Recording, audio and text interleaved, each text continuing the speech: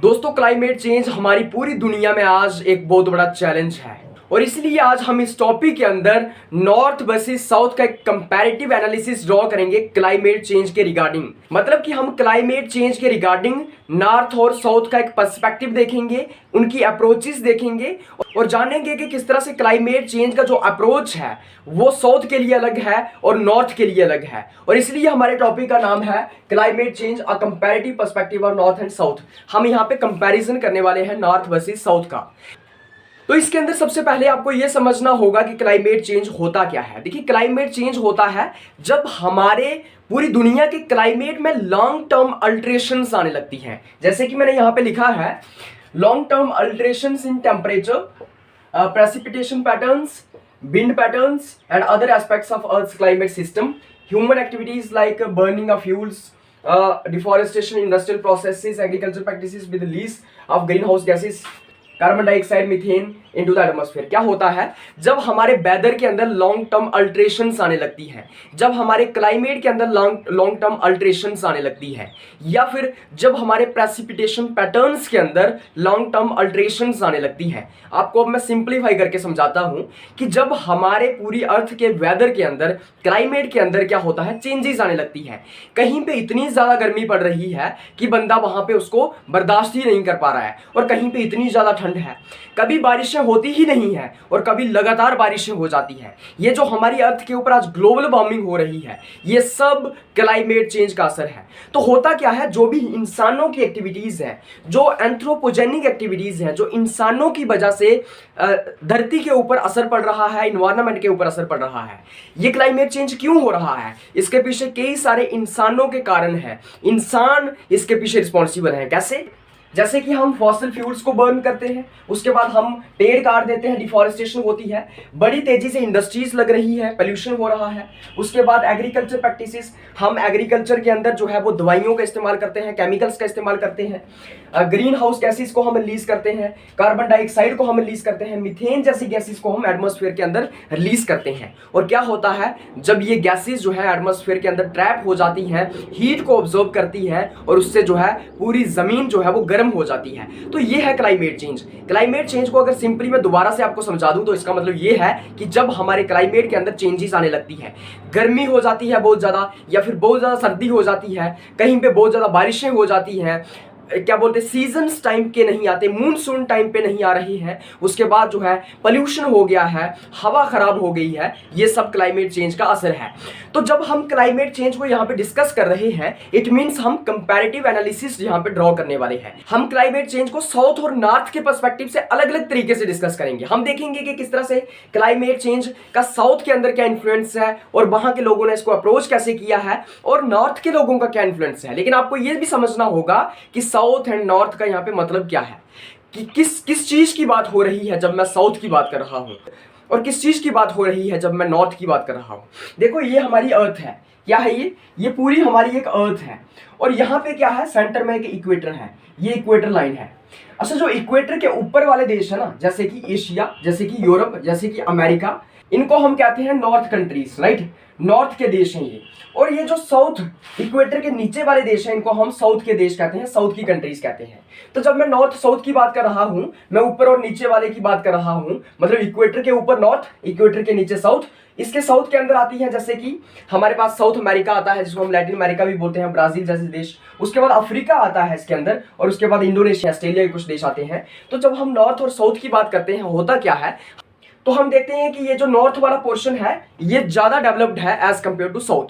हम देखते हैं कि नॉर्थ के अंदर अमेरिका है, यूरोप है, एशिया है, राइट। तो ये देश जो है वो ज्यादा डेवलप्ड है एज कंपेयर टू साउथ। लेकिन जब हम साउथ की बात करते हैं, ये देश काफी गरीब है। तो हम इसलिए नॉर्थ वर्सेस साउथ को यहाँ पे कंपेयर करने वाले हैं।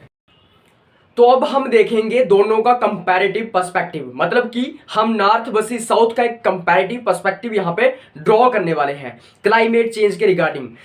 तो जब मैं comparative perspective of north and south की बात करता हूं, सबसे पहले हम इसके अंदर लेंगे हिस्टोरिकल रिस्पॉन्सिबिलिटी। हिस्टोरिकल रिस्पॉन्सिबिलिटी के अंदर हम ये देखेंगे कि नॉर्थ और साउथ का क्या रोल रहा है, मतलब कि नॉर्थ और साउथ ने कितना कंट्रीब्यूट किया है क्लाइमेट चेंज को। नॉर्थ की वजह से कितना क्लाइमेट चेंज के अंदर असर पड़ा है और साउथ की वजह से कितना पड़ा है। तो जब मैं यहाँ पे नॉर्थ की बात करता हूँ, industrialised countries in the northern hemisphere have historically contributed the most to the greenhouse gases emissions through industrialisation leading to global warming and climate change. हमें यहाँ पे क्या देखने को मिलता है कि जो नॉर्थ की कंट्रीज है ना, जो इक्वेटर के ऊपर वाली कंट्रीज है, अमेरिका है, यूरोप है, एशिया है, चाइना है, रशिया है, ये जो कंट्रीज हैं यहाँ पे हमें ये देखने को मिलता है कि इन्होंने हमेशा जो है क्लाइमेट चेंज के लिए ज्यादा कंट्रीब्यूट किया है। ये कंट्रीज जो है इंडस्ट्रीज लगा रही थी, ये डेवलप्ड कंट्रीज थी और ये जो प्रोग्रेस की तरफ बढ़ रही थी, टेक्नोलॉजी नई नई यहाँ पे इन्वेंट हो रही थी, तो उससे हमें ये देखने को मिला कि इन्होंने नई नई इंडस्ट्रीज लगाई, पॉल्यूट किया हमारे इन्वायरमेंट को और यहाँ पे जो है वो क्लाइमेट चेंज को ज्यादा कंट्रीब्यूट किया। मतलब कि नॉर्थ की वजह से ज्यादा क्लाइमेट चेंज हुआ है, ग्लोबल वार्मिंग इनकी वजह से ज्यादा हुई है क्योंकि ये इंडस्ट्रियलाइजेशन की तरफ बढ़ रहे थे, यहाँ पे नई नई इंडस्ट्रीज लग रही थी। उसके बाद जब हम साउथ की बात करते हैं, developing countries have contributed comparatively less to emissions but are often disproportionately affected by the impacts of climate change. ये जो साउथ की कंट्रीज थी, ये जो गरीब देश थे, ये कहाँ की इंडस्ट्रीज लगाएंगे? ये उतनी ज्यादा इंडस्ट्रीज नहीं लगा पाए, इतने डेवलप्ड नहीं थे, इनके पास खाने को खाना नहीं था, इंडस्ट्रीज कहाँ लगाएंगे, क्या बोलते हैं कैपिटलिज्म की तरफ कहाँ पे बढ़ेंगे। तो इन्होंने क्लाइमेट चेंज के लिए जो है वो कम कंट्रीब्यूट किया है, इनकी वजह से ग्लोबल वार्मिंग कम हुई है, क्लाइमेट चेंज के अंदर असर कम पड़ा है, लेकिन इनको नुकसान इसका झेलना पड़ा। मतलब कि जब क्लाइमेट चेंज होगा, ग्लोबल वार्मिंग होगी, तो फिर वो सिर्फ नॉर्थ के लिए थोड़ा ना होगी, वो तो साउथ में भी अफेक्ट पड़ेगा उसका, तो यहाँ पे भी इनको वहां इसका अफेक्ट देखने को मिला। उसके बाद सेकंड हम इसके अंदर बात करेंगे इकोनॉमिक डिस्पैरिटीज की। जब मैं इकोनॉमिक डिस्पैरिटीज की बात करता हूं, इसका मतलब ये हुआ कि जो नॉर्थ का पोर्शन है वो काफी अमीर है, वहां पे डेवलपमेंट है, वो डेवलप्ड कंट्रीज हैं, और जो साउथ का पोर्शन है उनके पास बेचारों के पास खाने को खाना ही नहीं है, उनके पास रिसोर्सेज ही नहीं है। तो ये भी एक हमारे पास यहाँ पे इकोनॉमिक डिस्पैरिटी आ जाती है। मतलब कि नॉर्थ के पास मोर रिसोर्सेज हैं, टेक्नोलॉजी है और क्लाइमेट चेंज को वो टैकल कर सकते हैं। भाई उनके पास पैसे हैं, उनके पास वहां पे कोई भूख से मर नहीं रहा है, वहां पे उनके पास रिसोर्सेज हैं, उनके पास जो है अपॉर्चुनिटीज हैं, और वो मजे से वहां पे क्लाइमेट चेंज को टैकल कर सकते हैं, इनिशिएटिव्स उठा सकते हैं क्लाइमेट चेंज को टैकल करने के लिए, क्योंकि सब कुछ है उनके पास। लेकिन जब मैं साउथ की बात करता हूं, वहां पे तो इकोनॉमिक कॉन्स्टेंट्स हैं, वहां पे पैसे ही नहीं है लोगों के पास, गरीब है, वहां पे पॉवर्टी है, तो उसमें उनको चैलेंज आ जाता है क्लाइमेट चेंज में इन्वेस्ट करने के लिए। भाई वो खाना नहीं दे पा रहे हैं लोगों को, तो फिर क्लाइमेट चेंज में कहां से इन्वेस्ट करेंगे? तो साउथ में वो एक चैलेंज है। उसके बाद इसके अंदर आता है पॉलिसी अप्रोचेस। देखो अब साउथ और नॉर्थ की जो पॉलिसीज हैं किसकी तरफ, क्लाइमेट चेंज की तरफ, वो भी अलग अलग हैं। जैसे कि हम देखते हैं कि जो नॉर्थ वाला हिस्सा है उन्होंने काफी सारी पॉलिसीज को डेवलप किया, इंटरनेशनल एग्रीमेंट्स को डेवलप किया है, जैसे कि क्योटो प्रोटोकॉल हो गया, पेरिस एग्रीमेंट हो गया, टू टैकल क्लाइमेट चेंज। हम देखते हैं कि नॉर्थ के जो देश हैं उन्होंने काफी सारी पॉलिसीज, काफी सारी इंटरनेशनल एग्रीमेंट जो है वो डेवलप किए, किसके लिए? क्लाइमेट चेंज को टैकल करने के लिए, जैसे कि क्योटो प्रोटोकॉल हुआ, जैसे कि पेरिस एग्रीमेंट हो गया। लेकिन वहीं हम अगर साउथ की बात करते हैं तो वहां पे क्या होता है, they often prioritise their economic development. उनको पहले इकोनॉमिक डेवलपमेंट देखनी है, गरीबी को खत्म करना है पहले, उसके बाद वो जो है वो क्या बोलते हैं इन्वायरमेंट को टैकल कर सकते हैं या फिर क्लाइमेट चेंज को टैकल कर सकते हैं। अगर वो क्लाइमेट चेंज को टैकल करने लग पड़े तो उनकी इकोनॉमिक डेवलपमेंट रुक जाएगी। मतलब कि उनको पहले इंडस्ट्रीज अब लगानी है, उनको क्या बोलते हैं पोल्यूशन वहां पे एमिट करना होगा, कार्बन एमिट करना होगा। अगर नहीं करेंगे तो डेवलप कैसे होंगे? ये जो नॉर्थ के देश हैं ये पहले से डेवलप हो गए हैं, इन्होंने इंडस्ट्रीज लगाई हुई थी, ये डेवलप हो गए हैं। अब साउथ वालों को तो भी इंडस्ट्रीज लगानी है, जब वो डेवलप हो जाएंगे तब जाके वो टैकल करेंगे। तो अगर अब वो इंडस्ट्रीज ही नहीं लगाएं तो डेवलपमेंट कैसे होगी?